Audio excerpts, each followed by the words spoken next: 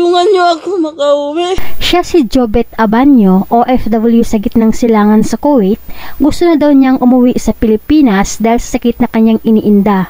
Ayon kay Jobet Abanyo, 10 araw na daw siyang nagkakasakit at panay pa rin daw ang utos ng mga amo nito sa kanya kahit na alam daw ng mga ito at nakikita naman daw nilang hirap na siya sa kanyang kalagayan dahil sa ubo at kapos na itong huminga. Anya pa kay Jobet, pina-check up umano siya ng kanyang amo sa klinik. Ngunit hindi daw maayos ang pinagdalhan sa kanya. Naubos na lang daw ang gamot na niresita sa kanyang ubo ay hindi pa rin daw siya gumaling. Mas lalong lumala pa ngayon ang kanyang ubo dahil na rin siguro sa pagod ng kanyang katawan. Nagpaalam daw ito sa amo na umuwi sa Pilipinas. Pinayagan umano siya ng kanyang amo, ngunit nais ng amo na si Kabayan, si Jobet Abanyo ang sasagot ng kanyang ticket pauwi sa Pilipinas. Kaya nanawagan ito ng tulong sa ngayon kina Senator Raffy Tulfo at OWA Administrator Arnel Ignacio na tulungan siyang makauwi sa Pilipinas. Hingi ako ng tulong. Dindis na ako nagkasakit. Hindi napatrabaho pa ako ng amo ko.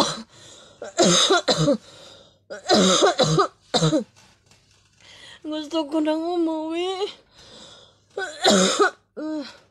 Hirapan ako maghinga.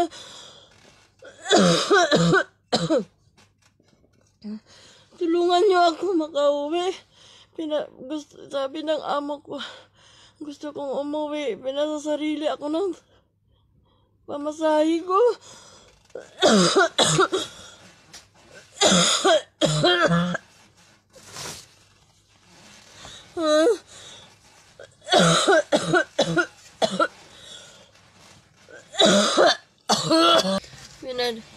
Pinanilaman kami sa doktor.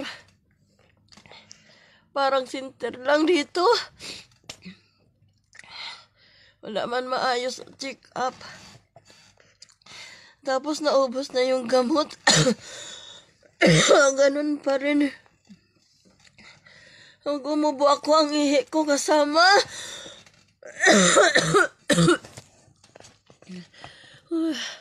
Sana matulungan ako. Uwi na lang ako.